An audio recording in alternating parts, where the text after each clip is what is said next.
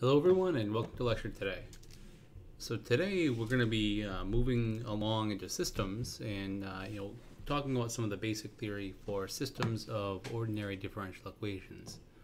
We'll start off with a little bit of review.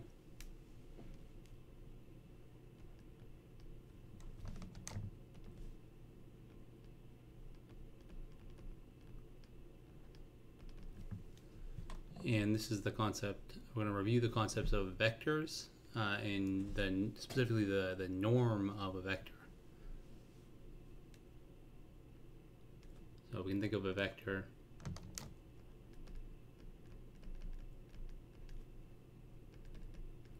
is a quantity with both magnitude and direction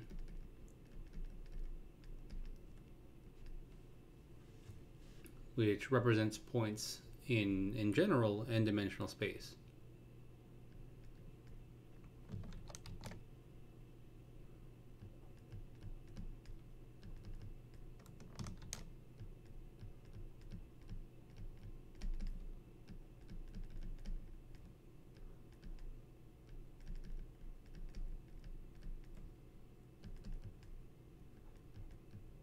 Which we denote Rn to denote the Cartesian product of R with itself n times.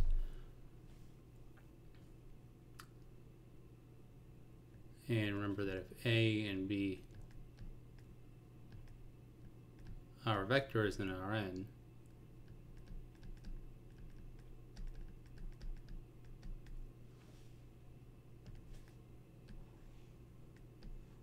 we can write them in terms of their components, and A will just denote A1, A2, all the way to AN,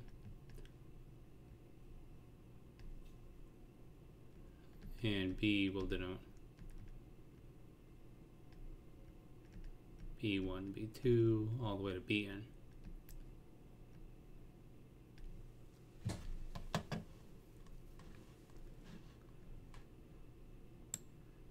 And you'll remember that we have several different ways in 3D of multiplying vectors, the dot product, the cross product. For now, we'll just write down the formula for the dot product.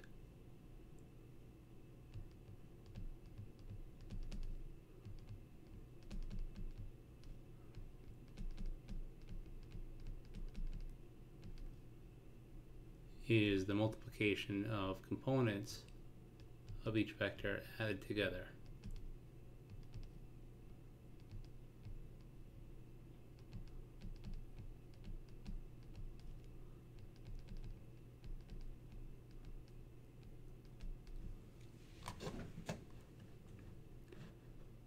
And using this idea, we can define the length, or 2 norm, as it's sometimes called, because there are actually multiple different ways of defining a length of a vector in a vector space.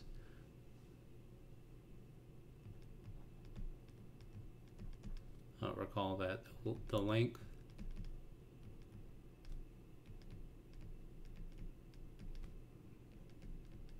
or 2 norm of a vector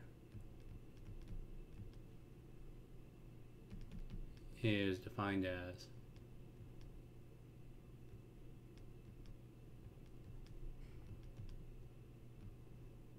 the square root of the dot product of the vector A with itself,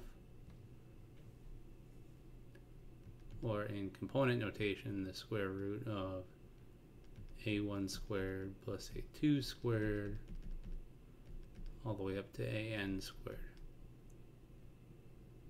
And this quantity gives us, in some sense, the size of the vector A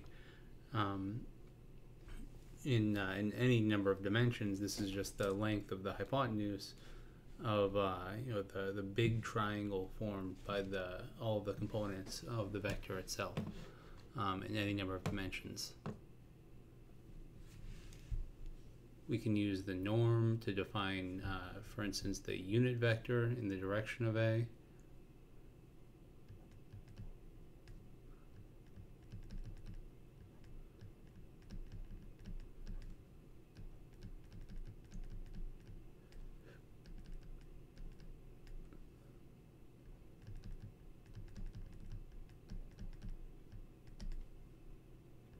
And this is very often denoted with a hat on it.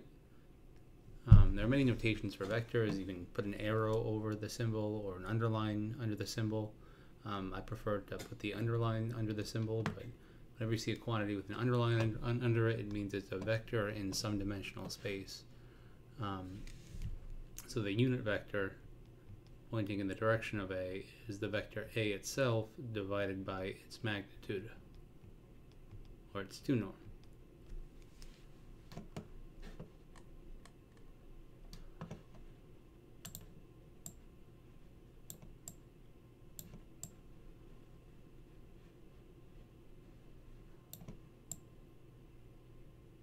And let's just make a little bit more room up here.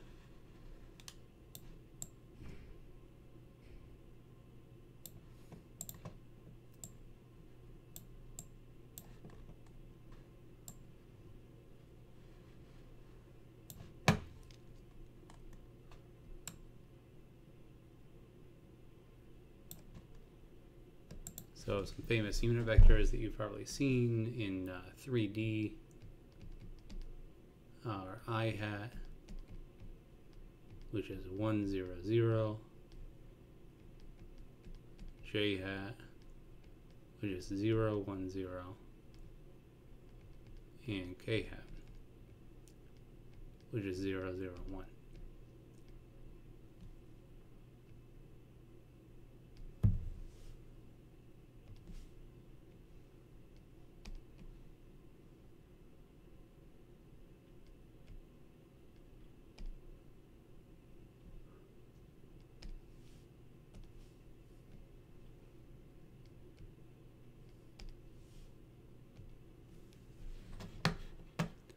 And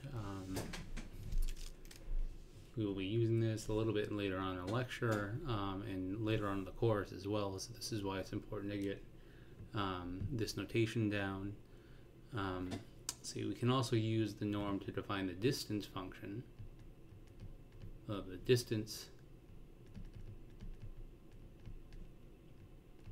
between two vectors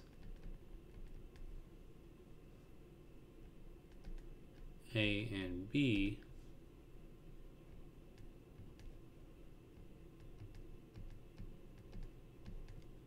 is the norm of B minus A,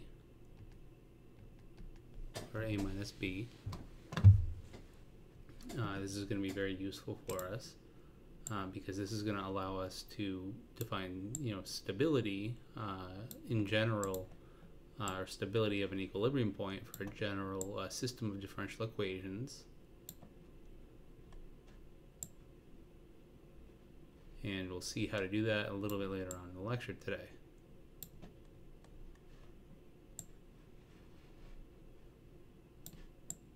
And the last thing that we're going to be using in today's lecture is the concept of a vector-valued function.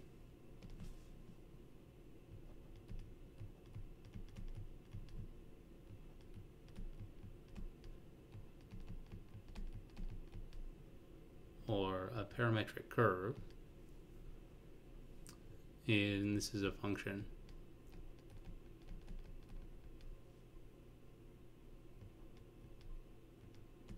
from the real numbers. So it's one input, but it maps into n-dimensional space.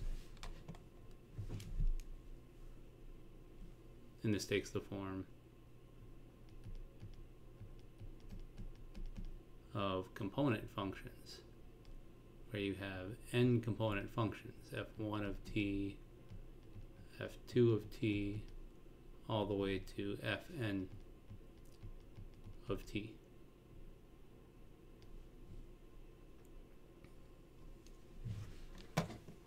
And these are going to be the this little bit of vector calculus is going to be the a little bit that we need for today to use and to extend a lot of the ideas that we've developed so far for single differential equations.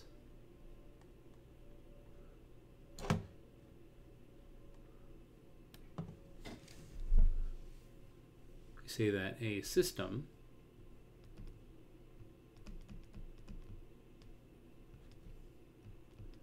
of first order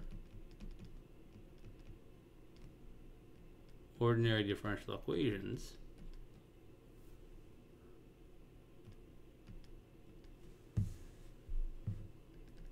is a system of the form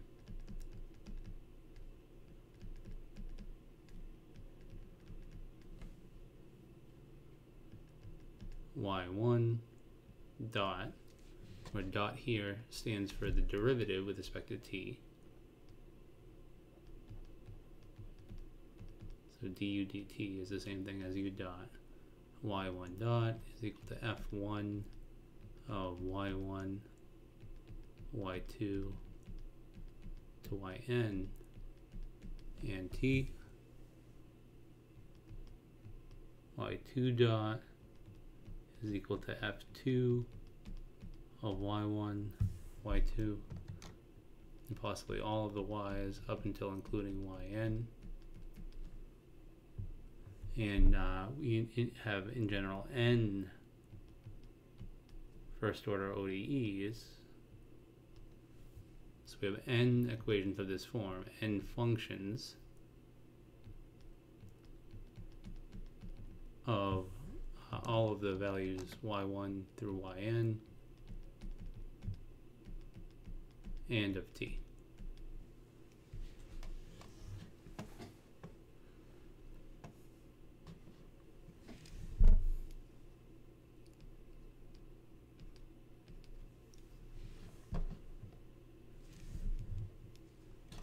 And this is in general a system of n first order ordinary differential equations.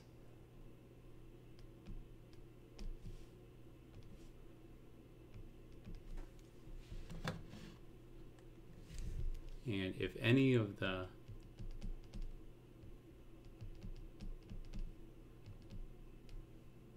yi's, or I should say the fi's,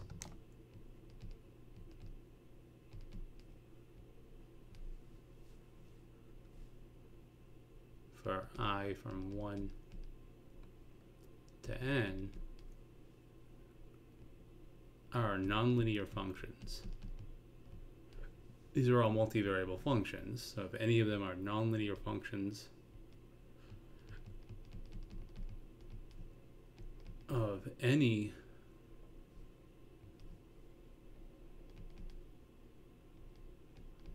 of the yj's,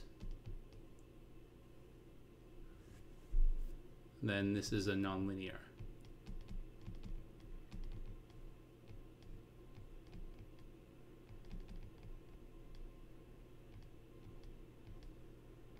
system of ODEs.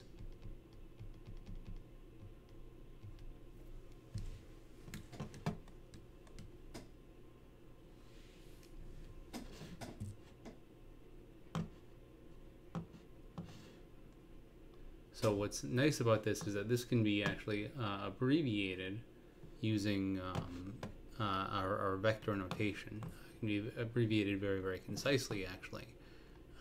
If we call y of t a vector valued function,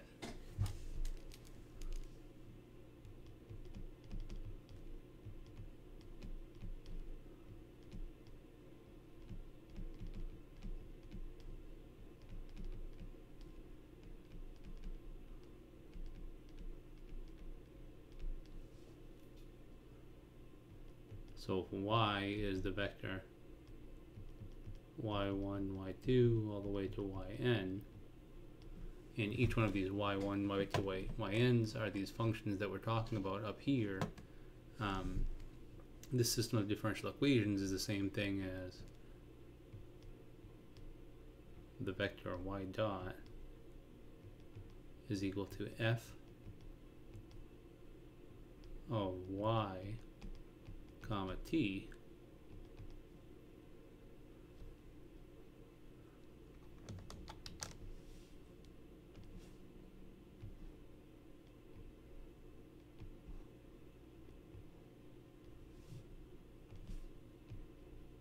and I'll actually bring this down here where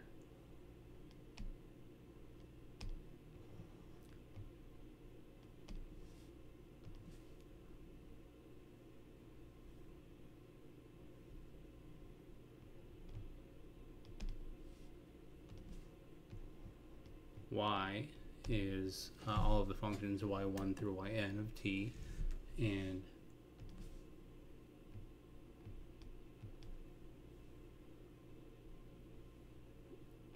the function f of y comma t is the vector of functions f1 of y1 to yn comma t, f2 of y1 to yn comma t, all the way down to fn of y1 to yn comma t.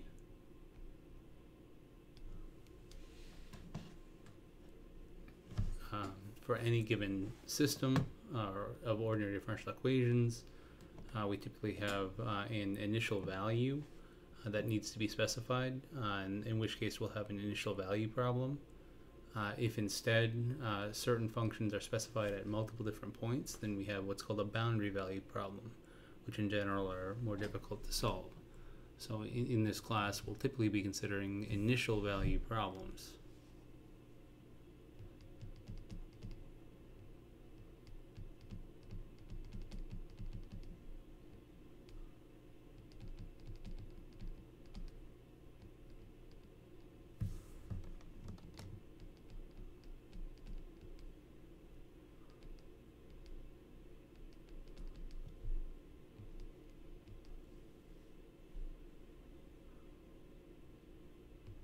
This is of the form y of t naught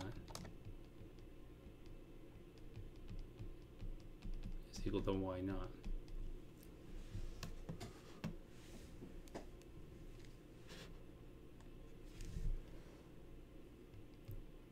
Then solving the above ODE system,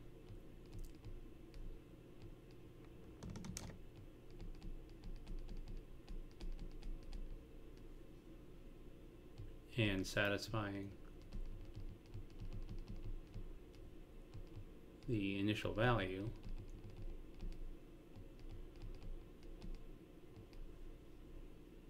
constitutes the solution of the initial value problem.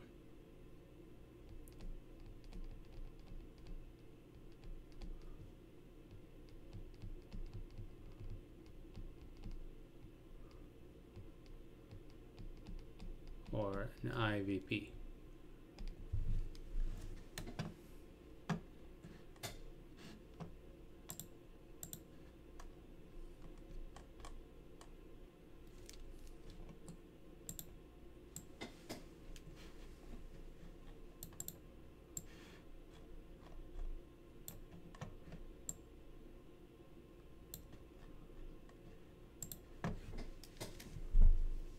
We have one definition that I want to make, and that is that a system of first order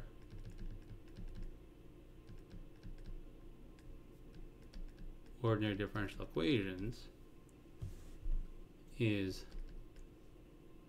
called autonomous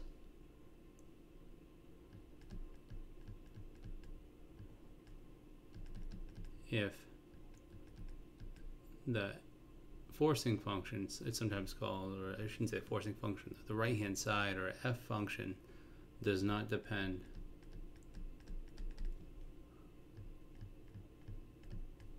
explicitly on T.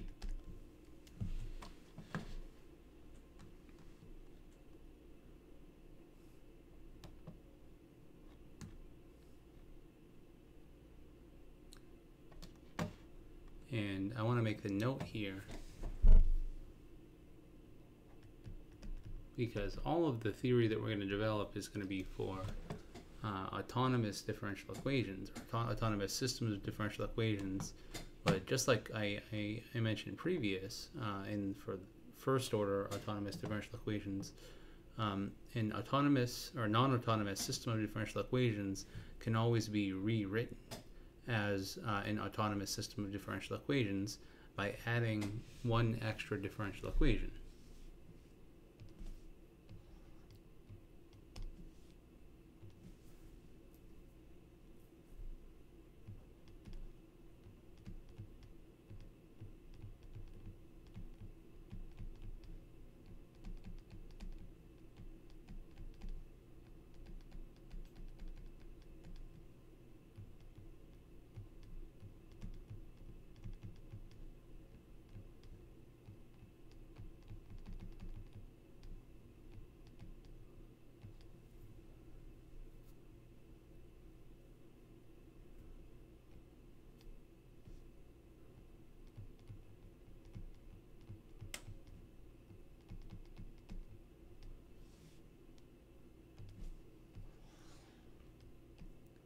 And this is done in exactly the same way that I mentioned a few lectures ago, which is that suppose we have a non-autonomous system where y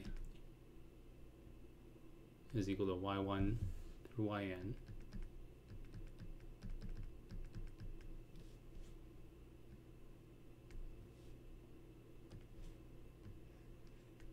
as from before, and f is as before as well. So we have f is a function of y and of t.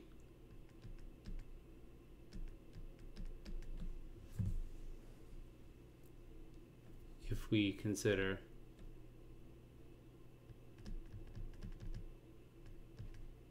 the new variable xi, which has one more component, we'll define xi as y1, y2, all the way down to yn, and the last component of xi is t.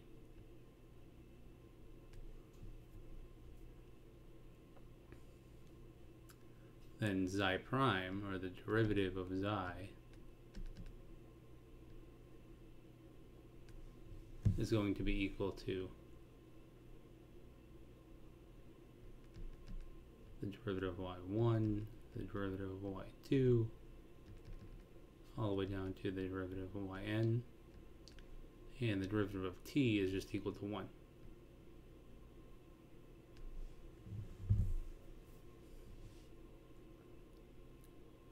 Which helps us because we know that all of the yns satisfy this differential equation right here, this system of differential equations right here.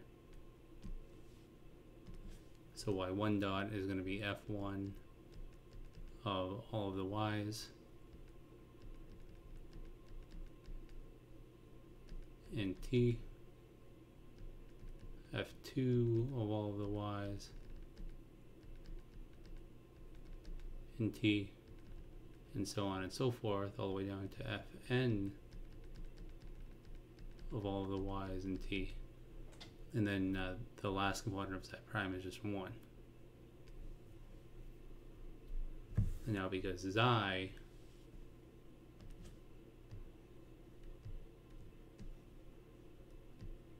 has n plus 1 components, right, this is xi1, xi2, all the way down to xin, and t is the xin plus first component. This new system of differential equations, xi dot is equal to g of xi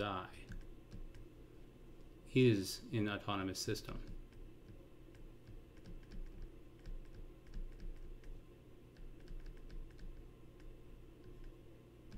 Of n plus 1 ODEs. Due to the fact that each one of these, this is xi1 all the way to xin plus 1, right, this function right here is the g function. Now it's important to point out here that if even if this is a linear system of ODEs, if it's it can be linear in y and it's still a linear system of ODEs even if it's nonlinear in t.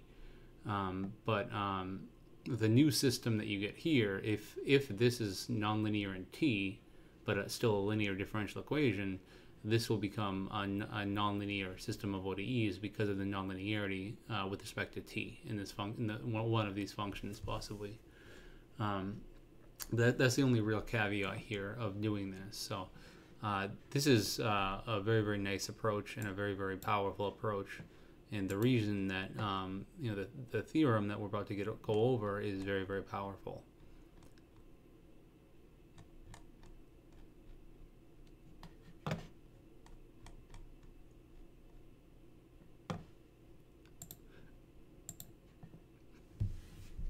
So just like in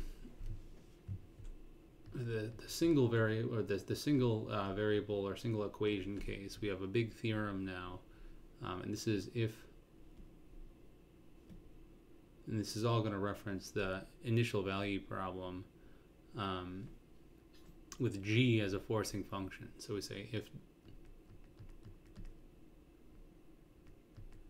g from Rn to Rn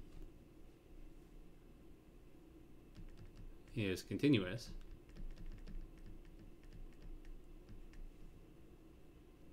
then for each value t0 in R and initial condition in Rn, the initial value problem psi prime is equal to g of xi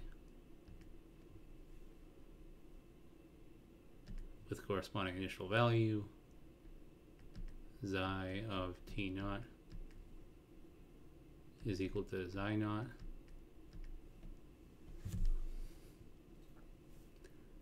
as a solution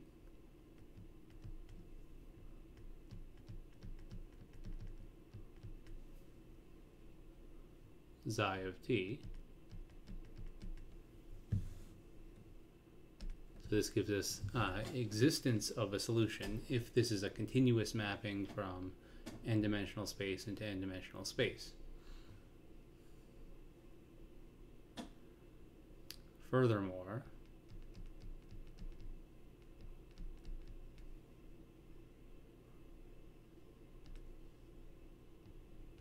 the solution xi of t has some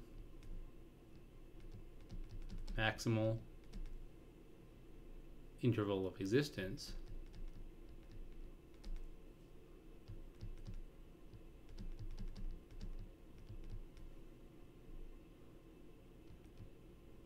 and we'll use the same notation that we use in 1D, where alpha is the lower bound of this interval of existence. It could be negative infinity, less than t0, whereas the initial condition t value in our interval, which is less than omega, which is less than or equal to positive infinity. And just like before,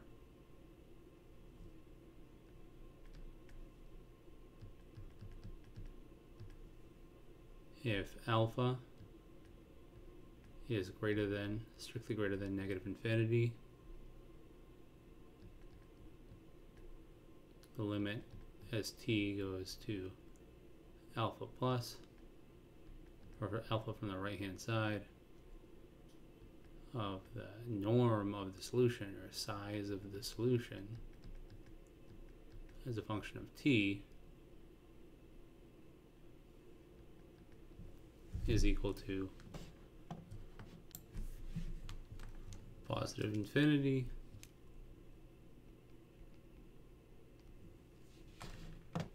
so this is saying that if the maximum in that interval of existence, or the minimum value in the interval of existence is a real number, so it's not equal to negative infinity, then the size of the solution has to diverge to positive infinity. And likewise, if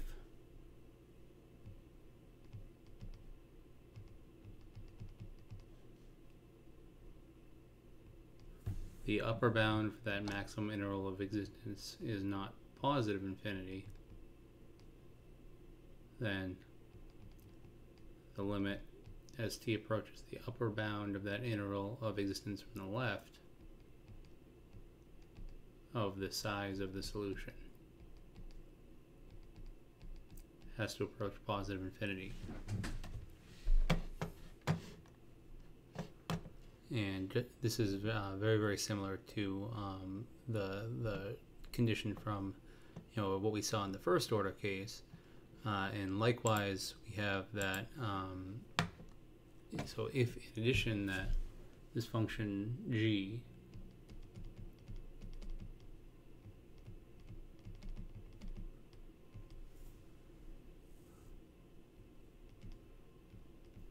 has continuous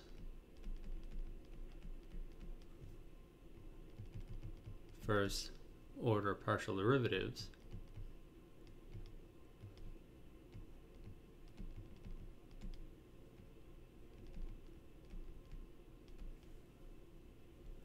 with respect to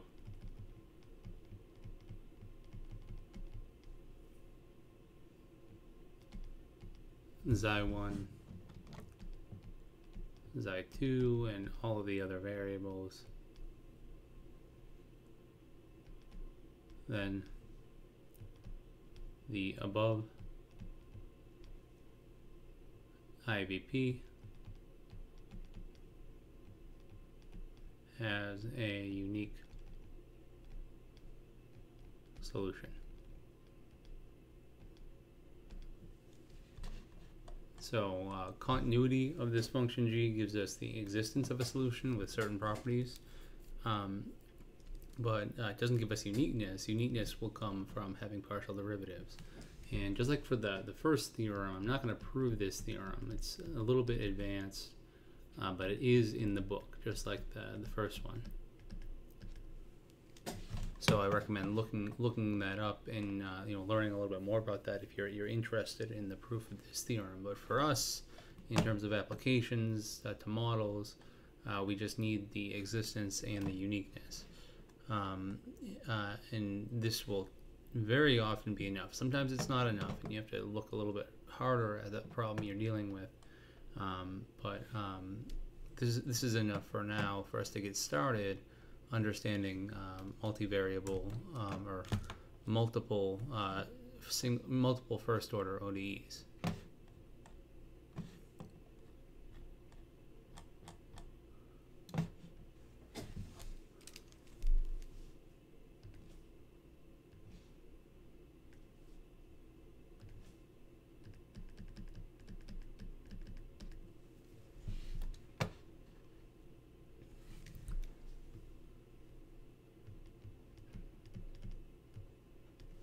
We define an equilibrium point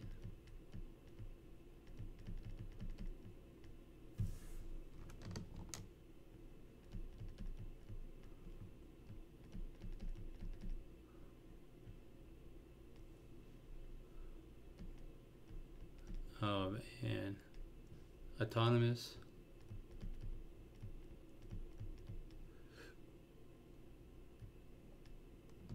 system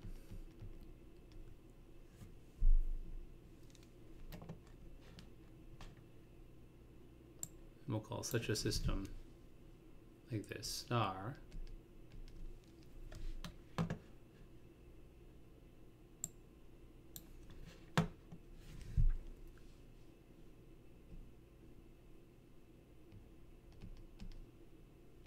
is a point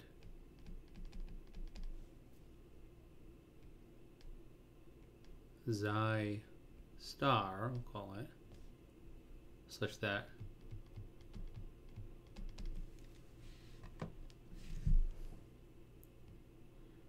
g of xi star is equal to the 0 vector. And this means, equivalently, that n system of equations hold. You have that g1 of xi1 star, xi2 star, because xi star is a point in n-dimensional space, all the way up to xin star is 0, g2 of xi1 star, xi2 star, all the way up to xin star is 0. And you have a simultaneous system of equations that has to be solved to find a given critical point. And in general, if this is a nonlinear system of ODEs, this is a nonlinear system that you have to solve for the equilibrium points of a given system.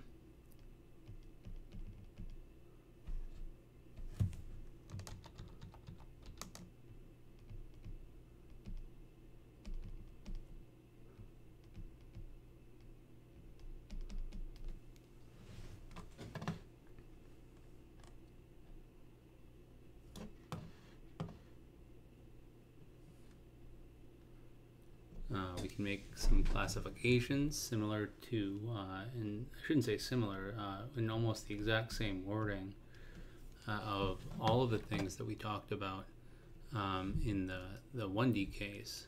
You say that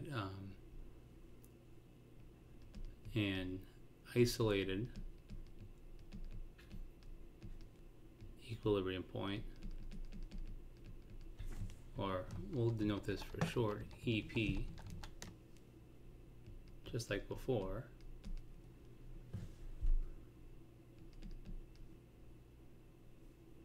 is an equilibrium point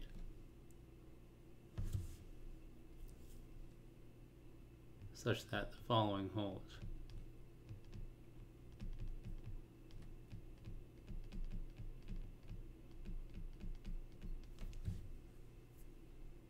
And I say if there exists a delta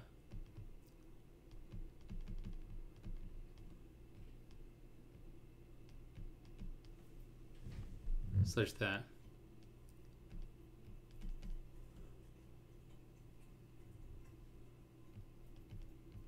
f of x is non-zero for all x not necessarily equal to the equilibrium point, because we know that it's 0 there, but for all x around the equilibrium point.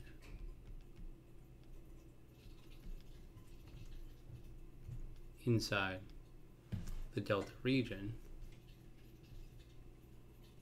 this is saying that if the point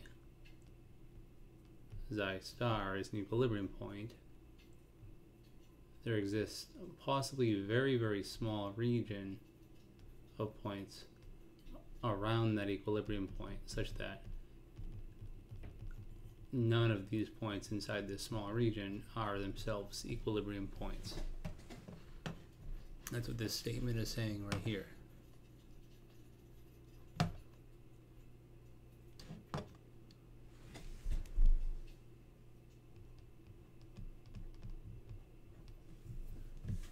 Notice that we use the concept of norm here, or distance, and this set of points within distance delta of a given point zeta star is sometimes called the delta ball around the point xi star in n-dimensional space. So basically this is saying that this is the punctured delta ball because the origin xi star is removed, but this is saying that equilibrium point is isolated if there exists a punctured delta ball around xi star such that none of the points in that punctured delta ball are equilibrium points. You say that an equilibrium point is stable if for all epsilon greater than 0 there exists a delta greater than 0 such that if the initial condition of the differential equation xi naught is close enough to the equilibrium point, so within delta of the equilibrium point, then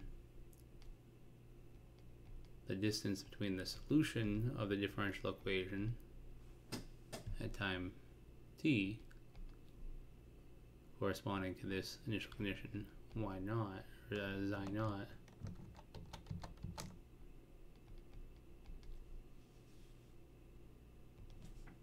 is within epsilon or stays within epsilon of the equilibrium point.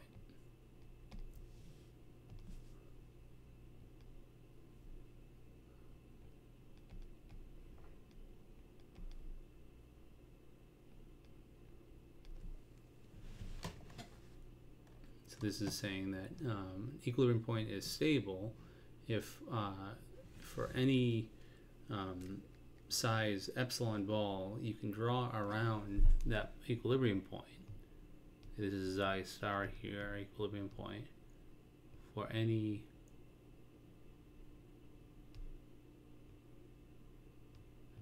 epsilon ball that you can draw around the equilibrium point, there will always exist possibly very small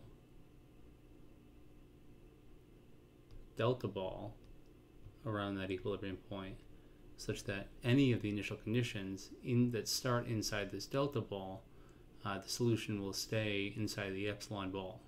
So the solution remains inside this epsilon ball right here for all t. Now, these pictures are in one dimension, but in general this is this works in any number of dimensions because the norm, right, works in any number of dimensions for defining distance.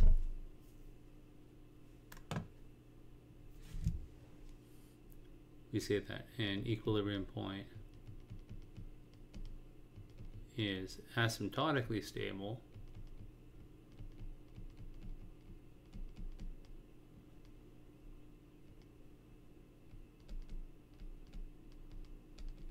if it is stable and there exists a delta naught, so some positive delta naught, such that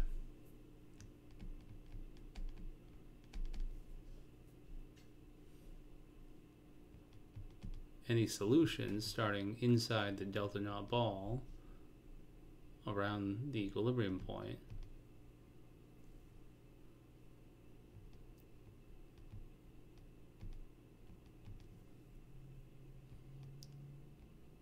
so if xi naught is within delta of xi star, then the limit of the solution as t goes to infinity of the differential equation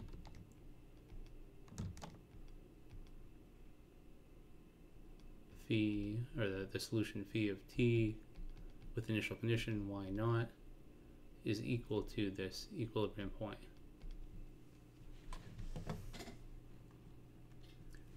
And lastly, we can say that an equilibrium point is unstable if it is not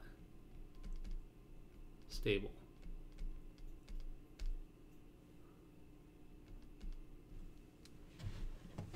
And there are other types of stability that you can introduce and look at. Just semi-stability, a lot of different things that you can do. Use exponential stability. But the idea here is these are the basic definitions that we want to be aware of and understand for now. This is sometimes called Lyapunov stability, after the great Russian mathematician Alexander Lyapunov,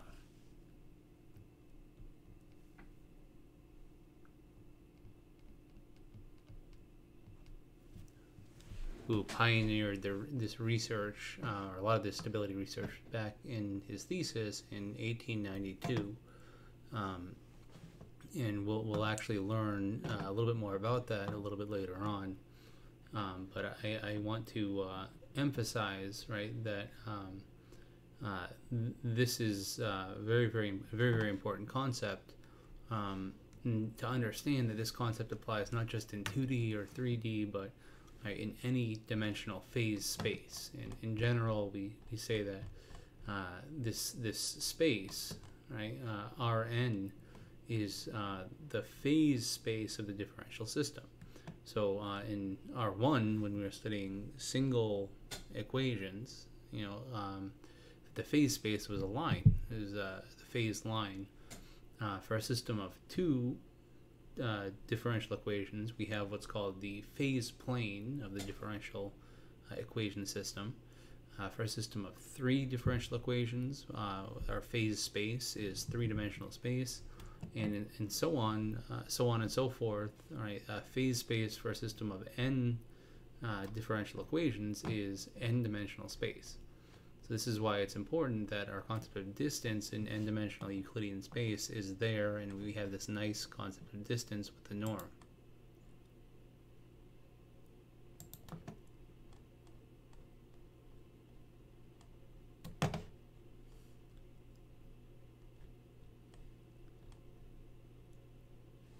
It's also important, I'll point this out right here, that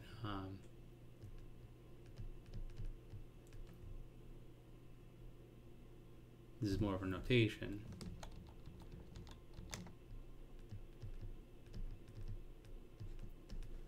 Typically, when we talk about solution, of the ODE star from before, we'll be talking about and using the notation phi of xi t with, if we want to, sometimes the initial condition will be specified, sometimes it's not. So if we specify the initial condition, this just means the solution of this above system of differential equations. And that's what we were using here.